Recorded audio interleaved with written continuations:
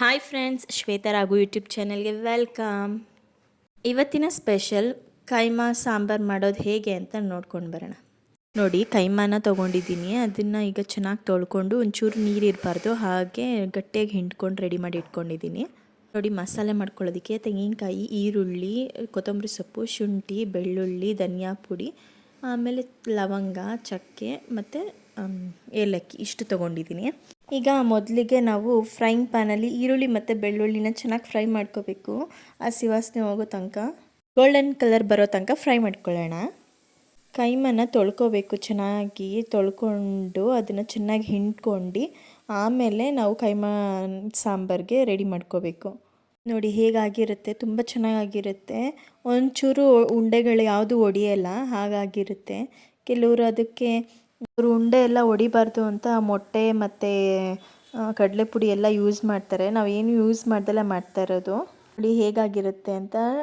ನೋಡಿ, ನಾನು ಇವಾಗ ಮಿಕ್ಸಿ ಜಾರ್ ತೊಗೊಂಡಿದ್ದೀನಿ. ಮಿಕ್ಸಿ ಜಾರ್ಗೆ ಇವಾಗ ನಾನು ಫಸ್ಟು ಚಕ್ಕೆ, ಲವಂಗ, ಏಲಕ್ಕಿ, ಧನಿಯಾ ಪುಡಿ, ಶುಂಠಿ, ಆಮೇಲೆ ಕೊತ್ತಂಬರಿ ಸೊಪ್ಪು, ತೆಂಗಿನಕಾಯಿ, ಆಮೇಲೆ ಈರುಳ್ಳಿನೂ ಬೆಳ್ಳುಳ್ಳಿ ಫ್ರೈ ಮಾಡ್ಕೊಂಡಿದ್ವಲ್ಲ ಅದನ್ನು ಹಾಕೋತಾ ಇದ್ದೀನಿ. ಎಲ್ಲದನ್ನು ಹಾಕ್ಕೊಂಡು ಚೆನ್ನಾಗಿ ಮಿಕ್ಸಿ ಮಾಡ್ಕೋಬೇಕು. ಈ ಮಿಕ್ಸಿ ಮಾಡ್ಕೋಬೇಕಾದ್ರೆ ನಾವು ಒಂದು ಸ್ವಲ್ಪನೂ ನೀರು ಹಾಕ್ಕೋಬಾರ್ದು, ಡ್ರೈ ಆಗಿ ನಾವು ಮಿಕ್ಸಿ ಮಾಡ್ಕೋಬೇಕು. ನಾನು ತೋರಿಸ್ತೀನಿ ಹೇಗೆ ಅಂತ. ನೋಡಿ, ಈ ಥರ ಇದ್ದರೆ ಸಾಕು. ಅವಶ್ಯಕತೆ ಇದ್ದರೆ ಒಂಚೂರು ನೀರು, ಒಂದೆರಡು ಚಮಚದಷ್ಟು ಇಲ್ಲ ಒಂದು ಚಮಚದಷ್ಟು ನೀರು ಹಾಕ್ಕೋಬೋದು. ಇವಾಗ ನಾನು ಮಟನ್ ಕೈಮಾನ ನಾನಿವಾಗ ಮಿಕ್ಸಿ ಮಾಡ್ಕೋತಾ ಇದ್ದೀನಿ. ನೋಡಿ, ಇವಾಗ ಈ ಥರ ಮಿಕ್ಸಿ ಮಾಡ್ಕೋಬೇಕು ಫಸ್ಟು ನುಣ್ಣಗೆ. ಆಮೇಲೆ ನಾವು ಮಸಾಲ ಮಾಡಿ ಇಟ್ಕೊಂಡಿದ್ವಲ್ಲ ಅದನ್ನು ಹಾಕೋತಾ ಇದ್ದೀನಿ, ಒಂದು 2-3 ಚಮಚದಷ್ಟು ಹಾಕ್ಕೊಂಡು. ಈಗ ನಾನು ಅದಕ್ಕೆ ಖಾರದ ಪುಡಿ ಹಾಕೋತಾ ಇದ್ದೀನಿ. ಖಾರದ ಪುಡಿ ನಿಮಗೆ ಹೇಗೆ ಖಾರ ಬೇಕೋ ಆಗ ಹಾಕ್ಕೋಬೋದು. ಒಂದು 2 ಚಮಚದಷ್ಟು ಖಾರದ ಪುಡಿ ನಾನು ಹಾಕ್ಕೊಂಡಿದ್ದೀನಿ. ಆಮೇಲೆ ಅರಿಶಿನದ ಪುಡಿ ಒಂದು 1/4 ಚಮಚದಷ್ಟು, ಆಮೇಲೆ ರುಚಿಗೆ ತಕ್ಕಷ್ಟು ಒಂದು ಸ್ವಲ್ಪ ಉಪ್ಪು ಹಾಕ್ಕೊಂಡು ಚೆನ್ನಾಗಿ ಗ್ರೈಂಡ್ ಮಾಡ್ಕೊಂಡು ಬರ್ತಾಯಿದ್ದೀನಿ. ನೋಡಿ, ಈಗ ಚೆನ್ನಾಗಿ ಗ್ರೈಂಡ್ ಮಾಡ್ಕೊಂಡು ಇಟ್ಕೊಂಡಿದ್ದೀನಿ. ಇದನ್ನು ಇವಾಗ ನಾವು ನೋಡಿ ಒಂದು ತಟ್ಟೆಗೆ ಹಾಕ್ಕೊಂಡು ಅದನ್ನು ಈಗ ಉಂಡೆ ಕಟ್ಕೊಳ್ಳೋಣ. ನಾನೀಗ ಉಂಡೆ ಕಟ್ಕೋತಾ ಇದ್ದೀನಿ. ನೋಡಿ, ದಪ್ಪ ಉಂಡೆನೇ ಕಟ್ಕೋತಾ ಇದ್ದೀನಿ. ನಾನು ತೀರಾ ಚಿಕ್ಕದೇನು ಮಾಡೋಕ್ಕೋಗಲ್ಲ. ಕೆಲವರು ಚಿಕ್ಕ ಪುಟಾಣಿ ಉಂಡೆಗಳು ಮಾಡ್ತಾರೆ, ನಾನು ಸ್ವಲ್ಪ ದಪ್ಪ ಸೈಜೇ ಮಾಡ್ತೀನಿ. ನೋಡಿ, ಇಷ್ಟು ಸೈಜ್ ಆದರೆ ಸಾಕು. ನೋಡಿ, ಉಂಡೆ ಎಲ್ಲ ರೆಡಿ ಮಾಡಿ ಇಟ್ಕೊಂಡಿದ್ದೀನಿ. ಈಗ ನಾನು ಒಂದು ಪ್ಯಾನ್ ಇಟ್ಕೋತಾ ಇದ್ದೀನಿ ಗ್ಯಾಸ್ ಮೇಲೆ. ಅದಕ್ಕೆ ಈಗ ನಾನು ಎಣ್ಣೆ ಹಾಕೋತಾ ಇದ್ದೀನಿ. ಎಣ್ಣೆ ಎಲ್ಲ ಕಾದ ನಂತರ ನಾನು ಖಾರದ ಪುಡಿ ಹಾಕೋತಾ ಇದ್ದೀನಿ.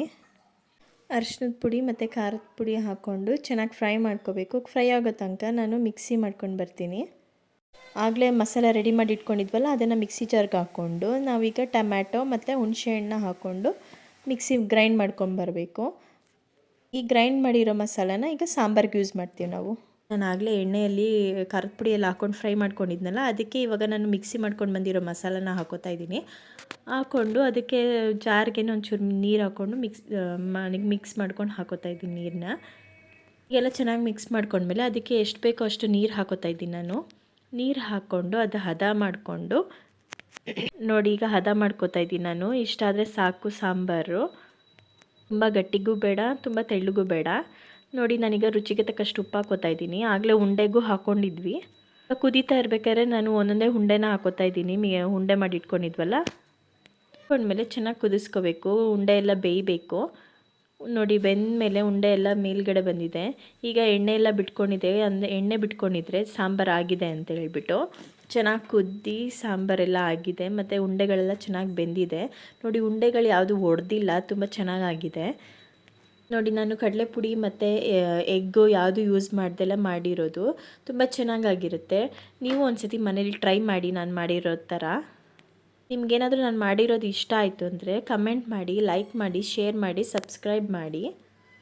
ಒಳ್ಳೊಳ್ಳೆ ರೆಸಿಪೀಸ್ನ ಕೊಡೋಕ್ಕೆ ಟ್ರೈ ಮಾಡ್ತೀನಿ ಅಪ್ಕಮಿಂಗ್ ವ್ಲಾಗ್ಸಲ್ಲಿ. Thank you for watching.